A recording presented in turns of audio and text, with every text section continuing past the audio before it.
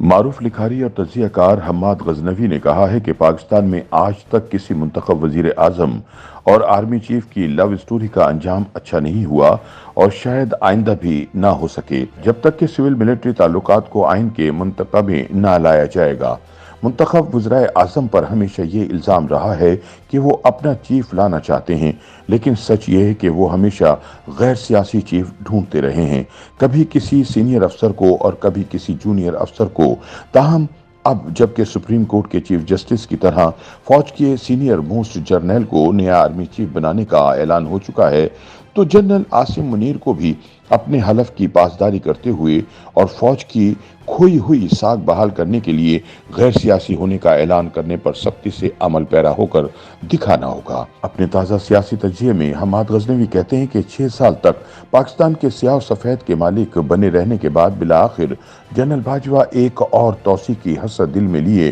رخصت ہو رہے ہیں، لیکن کیا ہی اچھا ہوتا کہ وہ باعزت طریقے سے رخصت ہوتے اور ان کے جانے سے صرف ایک ہفتہ پہلے ان کی جانب سے پچھلے 6 برس میں بنائی گئی جائیدادوں اور اثاثوں کا پول نہ کھلتا۔ وفاقی وزیر خزانہ اسحاق ڈار کی جانب سے جنرل قمر باجوہ کے اہل خانہ کے انکم ٹیکس ریکارڈ کے غیر قانونی طور پر لیک ہونے کی انکوائری کے حکم نے پہلے ہی تصدیق کر دی ہے کہ معروف تحقیقاتی ویب سائٹ فیکٹ فوکس پر شائع ہونے والے اثاثوں اور جائیدادوں کی کہانی مصدقہ دستاویزات کی بنیاد پر تیار کی گئی ہے جو کہ FBI سے لیک کی گئی۔ یاد رہے کہ فیکٹ فوکس نے ایک ایسے موقع پر یہ رپورٹ شائع کی جب حکومت اور فوجی قیادت کے مابین مبینہ طور پر نئی فوجی تقرریوں کے حوالے سے ڈیڈ لاک چل رہا تھا۔ چنانچہ اس تاثر کو ختم کرنے کے لیے کہ ڈیٹا حکومت کی مرضی سے لیک ہوا ہوگا، وزیر خزانہ نے فوری طور پر انکوائری کا حکم جاری کیا۔ دلچسپ بات یہ ہے کہ انکوائری یہ نہیں ہو رہی کہ جنرل باجوہ کے حوالے سے چلنے والی رپورٹ جھوٹی ہے یا سچی،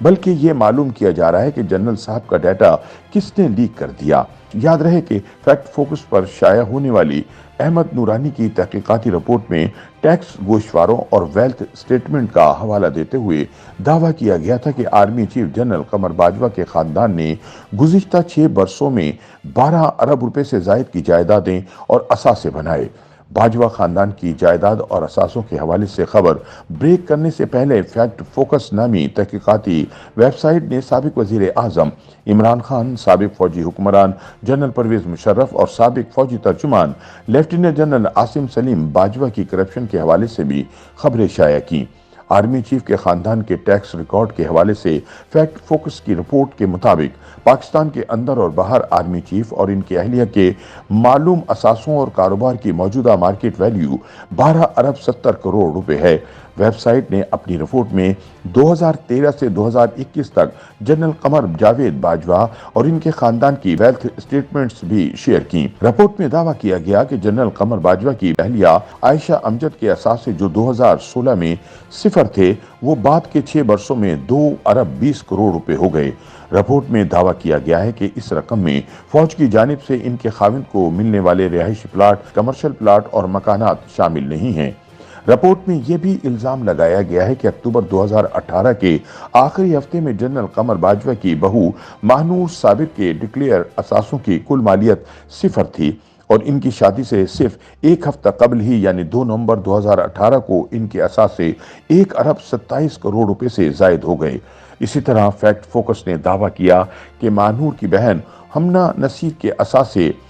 2016 میں صفر تھے جو 2017 تک اربوں میں پہنچ گئے۔ رپورٹ میں مزید الزام لگایا گیا ہے کہ ماہنور کی 3 بہنوں میں سب سے چھوٹی نابالغ بہن کے ٹیکس ریٹرن پہلی بار 2018 میں جمع کرائے گئے جبکہ ابھی وہ صرف 8 سال کی تھیں۔ رپورٹ میں کہا گیا ہے کہ اس کے 2017 کے ریٹرن ظاہر کرتے ہیں کہ اسے 5 عدد جائیدادیں بطور تحفہ دی گئیں۔ رپورٹ میں الزام لگایا گیا ہے کہ آرمی چیف کے دوست اور ان کے صاحبزادے کے سسر صابر حمید مٹھو کے ٹیکس گوشوارے 2013 میں 10 لاکھ سے بھی کم تھے، تاہم آنے والے برسوں میں وہ بھی ارب پتی ہو گئے اور لاہور کے طاقتور بزنس ٹائکون بن گئے اور بیرون ملک اثاثے منتقل کرنے شروع کر دیے۔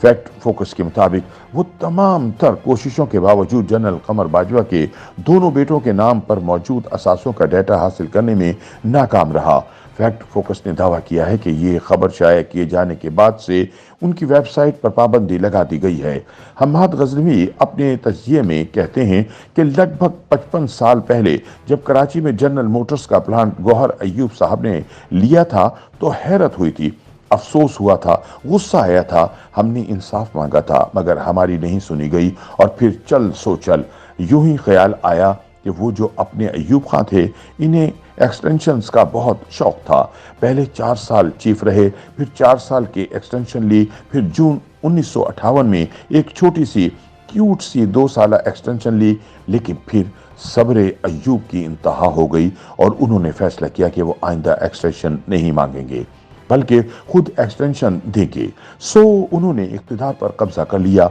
और अगले 10 साल खुद को वसी तर कौमी मफाद में तोसी देते रहे। फिर इस किस्से से क्या ये नतीजा निकाला जाए कि एक्सटेंशन से बच्चों की पॉकेट मनी में इजाफा होता है। बहरहाल फौज की क़यादत इतनी बालिग़ुल नज़र हो चुकी है कि लफ्ज़ एक्सटेंशन से बाकायदा चिढ़ खाती है और बाजवा साहब तो अपनी पिछली एक्सटेंशन पर भी अफसोस का इजहार कर चुके हैं। ताहम याद रहे कि इनकी जानिब से ये इजहार अफसोस एक और एक्सटेंशन हासिल करने की कोशिश बुरी तरह नाकाम हो जाने के बाद किया गया। हम्माद गजनवी कहते हैं कि पीटीआई के दोस्त आर्मी चीफ्स की तैनाती के हवाले से मियां साहब के माजी के फैसलों का मजाक उड़ाया करते थे कि मियां साहब की तो अपने हर चीफ से लड़ाई हो जाती है, लेकिन जनरल आसिम मुनीर की बतौर आर्मी चीफ तकर्रुरी के बाद अब तो है कि मजाक उड़ाने वालों को एक और मौका नहीं मिलेगा। इमरान खान ने आज तक कभी कोई आर्मी चीफ तो तैनात नहीं किया, लेकिन जनरल बाजवा को एक्सटेंशन जरूर दी है। ताहम उम्मीद है कि खान साहब की भी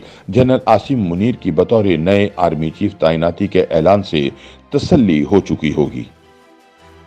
YouTube पर गूगली न्यूज देखने के लिए youtube.com की सर्च बार में गूगली न्यूज टीवी टाइप करें। गूगली न्यूज के पेज पर सुर्ख रंग के सब्सक्रिप्शन वाले बटन पर क्लिक करना ना भूलिए। YouTube पेज पर अपलोड होने वाली वीडियोस से बाखबर रहने के लिए बेल आइकन पर क्लिक कीजिए। आपको हर नई वीडियो के बारे में नोटिफिकेशन मौसूल हो जाएगा।